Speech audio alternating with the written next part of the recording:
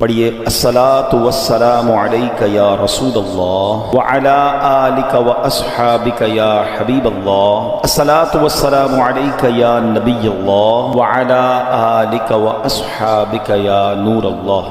درود پاک پڑھنے کے بے شمار فضائل و برکات ہیں۔ من صلی علی او سأل لی الوسیلۃ حقت علیہ شفاعتی یوم القیامہ۔ میرے آقا فرماتے ہیں جس نے مجھ پر درود شریف پڑھا یا اللہ پاک کی بارگاہ میں میرے لیے وسیلے کی دعا کی، قیامت کے دن اس پر میری شفاعت ثابت ہو گئی۔ درود پاک پڑھنا یہ شفاعت مصطفیٰ صلی اللہ علیہ وسلم حاصل کرنے کا بڑا پیارا طریقہ ہے۔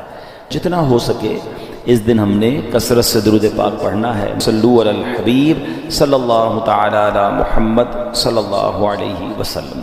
اس مہینے کی شان کیسی ہے، اس کے بارے میں نبی پاک علیہ الصلوۃ والسلام جب رجب آتا تھا نا تو میرے آقا یہ دعا فرمایا کرتے، اللہم بارک لنا فی رجب و شعبان و بلغنا رمضان۔ اے رب کریم میں رجب اور شعبان میں برکت عطا فرما۔ رجب کے ورڈز کتنے ہیں؟ 3، را، جیم اور با۔ علماء کہتے ہیں اس کی انٹرپریٹیشن بڑی خوبصورت علماء نے بیان کی۔ را سے مراد رحمت الہی، جیم سے مراد بندے کے جرم، با سے مراد بر یعنی بھلائی۔ گویا اللہ کی رحمت یہ اعلان کر رہی ہے کہ میری رحمت اور میری بھلائی کے درمیان میرے بندوں کے جرموں کو کر دو تاکہ میری رحمت اس کی بخشش فرما۔ This is the time to repentance۔ رجب توبہ کا مہینہ۔ سبحان اللہ، رجب کے بارے میں آتا ہے کہ رجب اللہ کا مہینہ ہے، احادیث میں ملتا ہے رجب اللہ کا مہینہ ہے۔ آقا فرماتے الشعبان شہری، شعبان میرا مہینہ ہے اور رمضان میری امت کا مہینہ ہے۔ تو یہ بہت خوبصورت سیکوینس شروع ہو رہی ہے۔ یہ مہینے ضائع کرنے والے نہیں، ہاں یہ مہینے اللہ کی رحمت کو لوٹنا ہے اس مہینے میں۔ اور سبحان اللہ، ایک بہت خوبصورت بات میں بتاؤں کہ نبی پاک علیہ الصلوۃ والسلام فرماتے ہیں 5 راتیں ایسی ہیں جس میں دعا رد نہیں ہوتی۔ حدیث پاک فرمایا رجب کی پہلی رات، 15 شعبان شب برات جو ہوتی ہے، ٹھیک ہے، پھر فرمایا جمعرات اور جمعے کے درمیان کی رات، نمبر 4 عید الفطر کی چاند رات، نمبر 5 عید الاضحیٰ کی چاند رات۔ اور رجب کے روزوں کی تو کیا بات ہے، احادیث میں یہ فضیلت آتی ہے جو رجب میں پہلے دن کا روزہ رکھے، پہلے رجب کا 3 سال کے گناہوں کا کفارہ ہے، دوسرے دن کا روزہ رکھے 2 سال کے گناہوں کا کفارہ، اور تیسرے دن کا روزہ رکھے تو 1 سال کے گناہوں کا کفارہ۔ پھر پورا رجب جو ہے وہ ہر روزہ جو ہے وہ 1 مہینے کے گناہوں کا کفارہ ہے۔ اب تو سردیوں کے دن ہیں، ویسے ہی ہم میں سے کئی لوگ لیٹ لنچ کرتے ہیں، 6 سوا 6 بجے افطار ہو جاتا ہے، ہو سکے تو نفلی روزے رکھیں، یہ عبادت کا مہینہ ہے۔ علامہ صفوری رحمۃ اللہ تعالی علیہ فرماتے ہیں کہ رجب بیج بونے کا مہینہ ہے، شعبان پانی ڈالنے کا مہینہ ہے، اور رمضان فصل کاٹنے کا مہینہ ہے۔ اور بڑی خوبصورت اس کی تفصیل بیان فرماتے ہیں کہ جو بندہ رجب میں عبادت کا بیج نہیں بوتا، شعبان میں ان بیجوں پر اپنے آنسوؤں سے پانی نہیں ڈالتا، آبیاری نہیں کرتا، وہ رمضان میں رحمت کی فصل کیسے کاٹ سکے گا؟ تو this is the time to prepare yourself. یہ تو وقت آ گیا مسجد کی طرف آنے کا، تلاوت کرنے کا، روزے رکھنے کا۔ اگر کوئی دوری ہو گئی ہے عبادت سے تو پھر جڑ جائیں، اور رحمتوں والے مہینے شروع ہو رہے ہیں۔ تو اے میرے پیارے اسلامی بھائیوں، اللہ کرے کہ ہم رجب میں اللہ کی عبادت کر کے، اپنے گناہوں کی معافی مانگ کے ہم اس رجب کو اس طرح گزاریں۔ اور رجب میں ایک اور کام کرنے کا بڑا زبردست میں آپ کو بتا دوں کہ نبی پاک علیہ الصلوۃ والسلام فرماتے ہیں، حضرت عبداللہ ابن زبیر رضی اللہ عنہ سے روایت ہے کہ جو ماہ رجب میں کسی مسلمان کی پریشانی دور کرے، اللہ عز و جل اس کو جنت میں ایسا محل عطا فرمائے گا جو حد نظر تک وسیع ہوگا۔ تم رجب کا اکرام کرو، اللہ کریم 1000 کرامتوں کے ساتھ تمہارا اکرام فرمائے گا۔ اللہ کرے کہ ہماری کوئی نماز قضا نہ ہو، ہم اس پہ نفلی روزے رکھیں، اس پہ درود پاک کی کثرت کریں، استغفار کی کثرت کریں۔ اللہ کا مہینہ ہے، خوب اللہ کی طرف لو لگائیں کہ یا اللہ تیرا مہینہ آ گیا، بندہ بھی تو میں تیرا ہوں، میرے مولا تو میری مغفرت فرما دے، ہمیں رمضان سے ملا دے۔ رجب کا احترام کرنا یہ اللہ کو کتنا محبوب ہے۔ حضرت عیسیٰ روح اللہ علی نبینا علیہ الصلوۃ والسلام کے دور کا میں آپ کو ایک واقعہ سناتا ہوں کہ ایک شخص تھا، ایک مدت سے ایک عورت کے بارے میں اس کے دل میں برے خیالات تھے، اور ایک بار اس کو موقع ملا، اس عورت پر اس نے کنٹرول حاصل کر لیا۔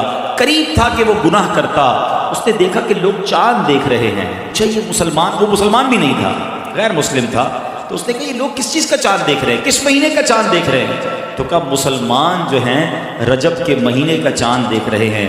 اللہ اکبر۔ جب اس نے سنا کہ رجب آ گیا ہے وہ اس عورت سے دور ہو گیا، گناہ سے باز رہا۔ اللہ کریم نے حضرت عیسیٰ علیہ السلام پر وحی بھیجی کہ اے عیسیٰ اس شخص کے پاس جاؤ، اس سے ملاقات کرو۔ جب آپ اس کے پاس گئے، اپنی تشریف آوری کا سبب بیان کیا۔ اللہ اکبر۔ جب اس نے سنا تو اس کا دل نور اسلام سے جگمگا اٹھا، کلمہ پڑھ کر مسلمان ہو گیا۔ پتہ یہ چلا کہ پہلے زمانے میں صرف مسلمان نہیں، غیر مسلم بھی اس مہینے کا ادب کیا کرتے تھے۔ نبی پاک کی سخاوت کے انداز دیکھیں۔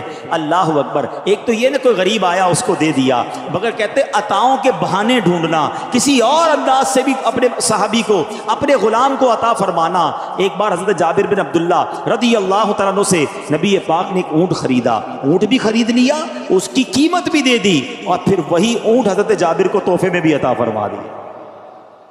اچھا، اسی طرح امیر المومنین حضرت عمر فاروق رضی اللہ تعالیٰ سے ایک اونٹ کا بچہ خریدا اور اس کی رقم دی، اور وہ اونٹ کا بچہ انہی کے صاحبزادے حضرت عبداللہ ابن عمر رضی اللہ تعالیٰ عنہ کو عطا فرما دیا۔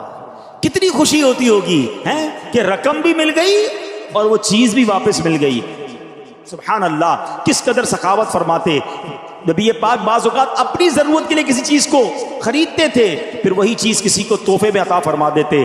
ہمیں بھی چاہیے کہ ہم نبی پاک کی سنت کو ادا کیا کریں، اپنے مسلمان بھائیوں کو تحفہ دیا کریں۔ اچھا، تحفہ دینے میں اس کے دل میں خوشی بھی داخل ہوتی ہے اور عداوت دور ہوتی ہے۔ بعض اوقات دلوں میں دوریاں ہو چکی ہوتی ہیں، بعض اوقات ہماری کوئی بات کسی کو بری لگ گئی ہوتی ہے، تو اگر دوستی کرنا چاہتے ہو نا، حسد کو دور کرنا چاہتے ہو، کینے کو دور کرنا چاہتے ہو، مسلمانوں میں محبتیں بڑھانا چاہتے ہو، تو وہ تحفے کی عادت کو بھی اپنائیے۔ نبی پاک علیہ السلام فرماتے ہیں ایک دوسرے کے ساتھ مصافحہ کرو، یعنی ہاتھ ملاؤ، اس سے کینہ جاتا رہے گا، اور ہدیہ یعنی تحفہ بھیجو، آپس میں محبت ہوگی، دشمنی جاتی رہے گی۔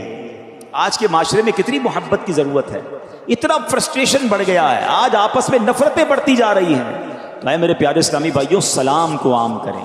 سلام میں بھی ہم نے کیٹیگرائز کر دیا ہے، جس کو جانتے ہیں اس کو سلام کرتے ہیں، رشتہ داروں کو سلام کریں گے، کاروباری لوگوں کو سلام کریں گے، جس مسلمان کو جانتے نہیں اسے سلام بھی لوگ نہیں کر رہے ہوتے۔ سلام بھی کریں، ہاتھ بھی ملائیں، اس سے انشاءاللہ محبت بڑھے گی۔ سلام کو عام کریں، آپ کے دل سے تکبر دور ہوگا، عاجزی اختیار ہوگی، اور تحفہ دیں تو انشاءاللہ محبت میں اضافہ ہوگا۔ نبی پاک کی سخاوت کا ذکر ہو رہا ہے، سنیے ایک بار کیا ہوا، پیارے آقا علیہ السلام نے عرب کے یعنی دیہات کے رہنے والے کچھ افراد نبی پاک کے پاس آئے، پیارے آقا نے ان میں سے بہت ساروں کو 100 اونٹ تحفتاً عطا فرما دی، ایک ایک کو 100 اونٹ عطا کر دیے۔ حضرت صفوان بن امیہ رضی اللہ تعالیٰ عنہ نے، ابھی وہ اسلام نہیں لائے تھے، وادی حنین کا واقعہ ہے، غزوہ حنین کا موقع ہے، کہتے ہیں نبی پاک سے بکریوں کا سوال کیا۔ حضرت صفوان نے 2 پہاڑوں کے درمیان پورا جنگل بھرا ہوا تھا بکریوں سے، نبی پاک علیہ السلام نے وہ پورے کا پورا جو ریوڑ تھا نا حضرت صفوان کو عطا فرما دیا۔